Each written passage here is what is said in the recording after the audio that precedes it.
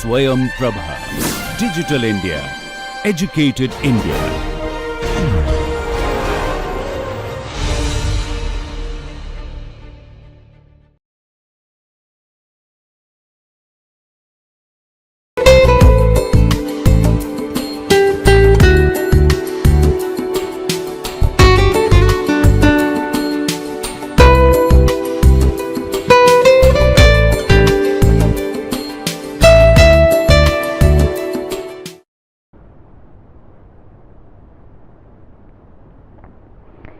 Welcome to the next session on commodity derivatives and risk management, and we'll continue with our discussion on what are the factors which influence the spot futures price let me repeat, what are the factors which influence the spot prices of soya bean, soya meal and soya oil. Once we get an understanding what are the factors which are influencing these spot prices of these commodities, and depending upon the happening or non-happening of these factors is going to give us an indication of whether future price is going to increase or decrease for these commodities. So understanding the commodity, the competitors, understanding the who are the producers, who are the consumers, who are the value chain partners, what are the supply demand factors, what are the government regulation is a very important consideration for any commodity when we are analyzing about it. And you recall last session I just did a small exercise just to test you whether you will be able to identify soybean or not. So I don't know whether how many of you were able to identify, but what I was trying to drive at is that if you are going to be a commodity trader, or you are going to be a person anything to do with commodity, you must understand what is the commodity is all about in its all dimension, starting from the first and very basic requirement is to know, feel, touch the commodity, and maybe visit manufacturing center or go talk to the farmers, keep your eyes open, and whoever has anything to do with that commodity must meet, talk, so that you will be able to understand the commodity, the price risk, different parameters associated with that commodity. Now let's go to the today's agenda. We discussed last class about the importance of soybean.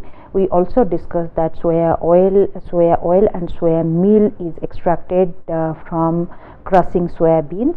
I'm just going to and these three pictures which I have is in front of you. One is shows the soya bean when they is still in the plant, and soya bean is the second picture shows soya bean has been crushed to arrive soya milk, that is that white color in the glass, that is soya milk. And tofu, it is a it's like paneer or chena equivalent of which is derived from the soya milk. You have soya sauce. I'm sure many of you have eaten, or you must have been regularly buying a soya sauce, bottled soya sauce. And the other container has soya nuggets, or one of the popular brand which I had already mentioned in the last class, that Nutrilla soya nuggets. And the right side of the picture is in a bowl you have a soya oil, which we predominantly consume as it's used as edible oil. Now this is a YouTube video. I want you all to spend maybe a couple of minutes on how soya oil is extracted by crushing soya meal and soya bean. Of course, this video is about 1.5 minutes, so let's not spend much of a time on these. So I'll just take you to appropriate or let me okay, this is if you see when the oil the soybean is crushed, you are getting what you are seeing is the crude soya oil. This has to be refined and basically cleaned to get the kind of oil which we consume. So there is also certain other chemical and straining process which are undertaken to arrive at the refined soya oil. What we are seeing is the crude soya oil. And let me take you to, so if you can see what also another byproduct of the whole process is the soya meal. So this soya meal dried this what is getting extracted is the soya meal, and from the soya meal you have other soya nuggets and other animal feed or poultry feed are prepared. So the YouTube link to this particular the link to this YouTube video is given in this particular slide. So at your leisure time you spend some time. There are many other YouTube videos also, and I chose the one which had which showed the process quickly and with very less time. Now let's go to which are the factors influencing soybean, soya meal and refined soya oil prices in India. Now we cannot analyze a commodity in isolation. With the export import and India's market getting increasingly integrated with the global market, whatever is happening in the global market, international market, those factors also influences the price. Those factors also influence the price to prevail in Indian market. Now for soybean, let's spend a couple of minutes understanding who are the major producing nations. United States, Brazil, Argentina, China and India. India ranks the 5th position in terms of soybean production, and of course India produces around 18 million tons, while United States produces around 108 million tons as per the latest statistics available. And this is as far as the production of soybean is concerned. Now let's go to the soya meal. So soya meal is exported by Argentina, Brazil, US, India and European Union. Please see that even if you have China as the one of the largest producer of soya bean, but it does not export any soya meal because soya meal is consumed domestically for their both animal feed as well as for the human consumption in terms of tofu and soya milk and soya sauce. Now who are the exporting nations of soya oil? Soya oil is majorly exported by US, Argentina and Brazil. What about India? India is the 5th largest producer of soybean. It also 4th largest exporting nations of soya meal. But what about soya oil? No, India does not export any soya oil. So we are a nation of oil gudgelers in terms of whenever it is or with respect to the edible oil. So we import all kinds of edible oil.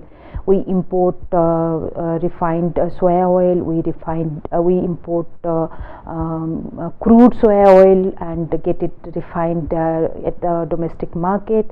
We import we import palm oil. We import sunflower oil. So all kinds of other edible oil we import into India. Now considering what are the factors which if we can summarize, what factors influences the this soybean, soya meal and soya oil prices. The consumption of soya oil, soya meal is increasing across the world. Growth of poultry and fish farming is also increasing the demand for soya meal. Also, another interesting dimension which probably many of you may be knowing, the demand for biodiesel is increasingly at a is growing at an increasing rate, and this refined soya oil is also used as a biodiesel. So from the demand side, there is a significant amount of demand for soya oil consumption in India and many Asian countries. You have a significant amount of demand for soya meal consumption in China and also in India and other nations, depending upon their poultry and fish farming growth. And demand for biodiesel, specifically in USA, and the biodiesel demand for USA is substantially higher. So all these things play a role. All these factors play an important role in deciding what is going to be the price of these three commodities. From the supply side, as we have many times discussed, area under the plantation in major producing nations like Brazil, Argentina, USA, China and India. Availability of old crops in storage location. This is a very important indicator of what is going to be the availability of older crops for the next year, because the quality degradation of soybean does not happen significantly if these soybeans are stored in a proper condition. So if there is enough inventory from the previous crop year, so this is going to be an impact on this is going to have an impact on the current year price. Of course, other regulatory measures like minimum support price announced by the Government of India, and you have the weather conditions during the planting season, because this is the most it's considered one of the most crucial phase of the soybean plantation. So if proper weather condition is not there, so there could be a severe impact on the productivity of the soybean productivity. And also another important factor which influences the price is the supply of other edible oils like palm oil, groundnut oil and sunflower oil, etc. So if there is significant amount of overproduction or more availability of these competing products or substitutes, then price of soya oil may take a dip. Now in this context, I would like to share with respect to the availability of older inventory and its impact on the soybean prices.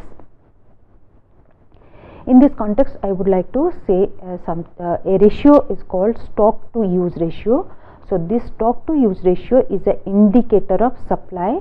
So how this stock to use ratio is measured? It is a ratio measured by the available closing stock of a commodity at the end of the crop year to the total demand. So let's say if you have X tons of closing inventory available, and you have let's say average consumption is around X plus 20 tons per year. So accordingly you will be able to find out what is the stock to use ratio, and what is the relationship of this stock to use ratio with the next year soybean prices. So a negative relationship exists between stock to use ratio and the average farm price of any commodity. So higher the stock to use ratio will have a will indicate that next year soybean prices may go down. Now the next question arises, from where are we going to get this information? Is there some reliable source who will give what is the availability of what is the closing inventory? Because this soybean can be held at by different parties. maybe some are traders, some are with farmers, some may be with different major companies which are into branded soya oil production and selling. So how do we get to know about it? Of course, individually it is not feasible for us to do a survey or something like that to find out. There are certain official bodies which help us in getting information pertaining to a specific commodity. So let's identify which are the official bodies or information provider whose information can be used to formulate our views regarding a commodity price and specifically the soybean price.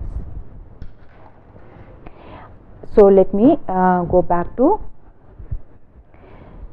stock to use ratio. So this is the, I hope you are able to see this. Let me increase the size a little bit.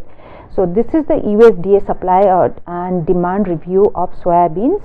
So if you see this particular table to your to the right, this is United States Department of Agriculture has as of June 2016 has given an indication what is going to be the area of plantation, what is the area of harvest for expected area of harvest during 16-17, May, June, etc. So this, if you see the stock to use ratio is 4.9% during June 14-15. It has gone up to 9.87 during June 15-16, and it is expected to be around 7.8% in May 16-17, and it is expected to by June 16-17 it is going to be around 6.6%. So this is a indication. Going by this mere indication, we can say that during the crop year of 16-17 the price may fall down considering the stock to use ratio. Now let's go to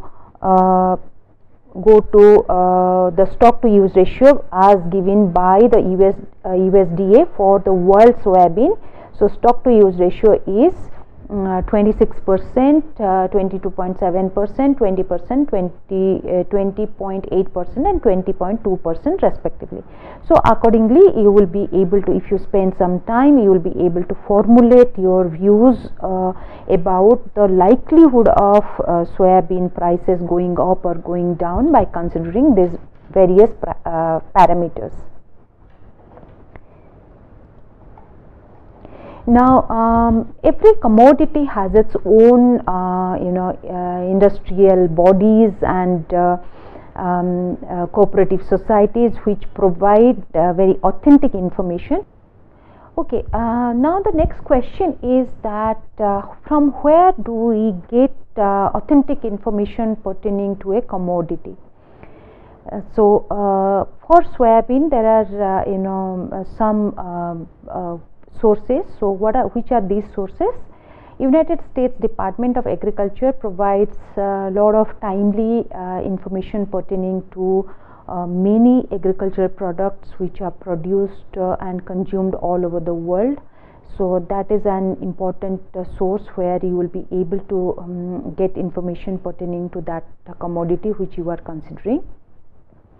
And specifically for soybean in India, you have two bodies called SOPA and Solvent Extractors Association of India. So SOPA stands for Soybean Processor Association of India, and it's a leading body which provides information pertaining to acreage of plantation under soybean, who are the processor, what are the what is the old stock available, what are the price prevailing in the different markets besides Indore or including Indore. So there are other markets, major markets for soybean. That information is also available at this website of SOPA. There is also another website or information source, which is known as the Solvent Extractor Association of India, and the website link which I have given. It is a very old body which was formulated in the year 1963, and it has around 875 members, and which are out of which 350 members are involved in solvent extraction plants. So 350 members own solvent extraction plants, and with a combined cake and oil seed processing annual capacity of about 30 million tons. So these processors not only process soybean, they also process rice bran, they also process castor oil and sesame seed, coconut and mustard and etc. So these processors, these solvent extractors use the raw material and extract the oil from the extraction process. So as far as soybean is concerned, besides many Government of India publications by Ministry of Agriculture, you can keep track of whatever information is providing by these two leading bodies called SOPA and Solvent Extractors of India. And of course USDA is another authentic source for getting some information pertaining to a commodity, agri-commodity. Now I'll just take you through quickly what has been the price of soybean, of Indian soybean, soya oil and soya meal production. If you see, this is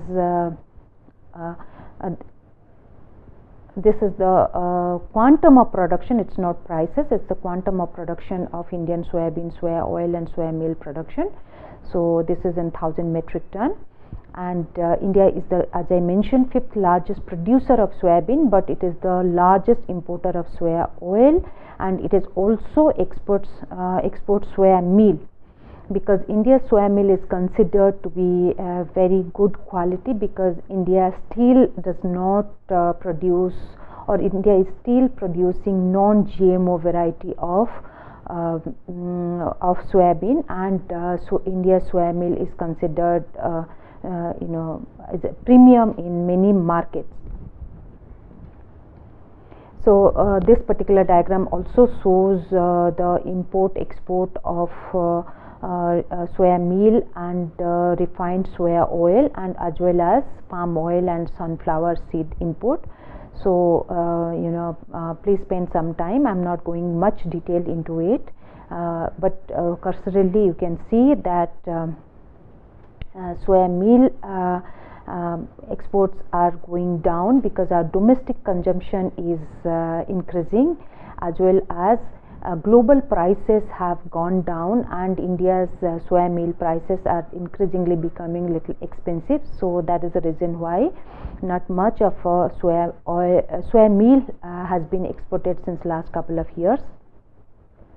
Soya oil import, as I said, soya oil import is increasing, and the way we are eating or using edible oil, considering the obesity of among Indian men and women. So this trend is going to continue for some time to come, till we we become self-sufficient in production of soya oil. And accordingly we also are importing palm oil and sunflower seeds. Now how do we suppose based on this information you decide to take a you are interested to